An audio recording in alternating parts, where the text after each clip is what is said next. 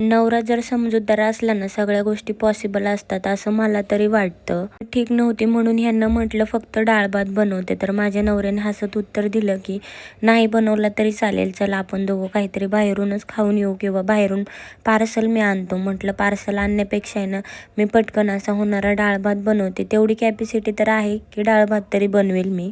म्हणून मग कुकरमध्ये डाळ आणि भाताचं कुकर लावून दिला. म्हटलं 2-3 शिट्ट्या होईपर्यंत बाकीची तयारी करून घेते आणि सिंपल अशी डाळ कशी बनवते मी ती पण तुमच्यासोबत शेअर करावी. पहिल्यांदा तर जिरे मोहरी, त्यानंतर कांदा, कढीपत्ता, लसूण, टोमॅटो हे सगळं चिरून घेतलं होतं आणि तिखट असं वरण बनवणार होते म्हणून मग नाही सगळ्या गोष्टी घेतल्या होत्या. डाळ छान अशी शिजली होती, मग तिला मिक्स करून घेतली आणि त्यानंतर फोडणीची तयारी केली. कढीपत्ता, लसूण, जिरे, मोहरी सगळं टाकून ते छान असं परतून घेतलं आणि त्यानंतर आहे ना कांदासुद्धा परतून घेतला आणि हिंग मी प्रत्येक गोष्टीत का वापरते की टेस्ट खूप छान आणि भारी लागते म्हणूनच मग हिंग यूज करत असते. छान असं ते सुद्धा मिक्स करून घेतलं. त्यानंतर टोमॅटो ॲड केला आणि टोमॅटो शिजण्यासाठी थोडंसं मीठसुद्धा ॲड करते, कारण आहे ना टोमॅटो आहे ना लवकर असं मेल्ट होऊन जातं. त्यानंतर धना पावडर, घरगुती मसाला आणि मटण मसाला टेस्ट छान येण्यासाठी थोडा जास्त घेतला होता.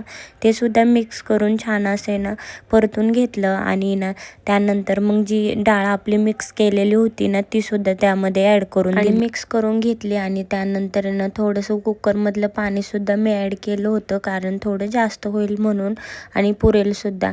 छान असं उकळी आल्यानंतर वरून कोथिंबीर वगैरे टाकली आणि आपलं वरण तयारच होतं. म्हणून मग छान मग यांच्यासाठी ताटसुद्धा रेडी केलं होतं.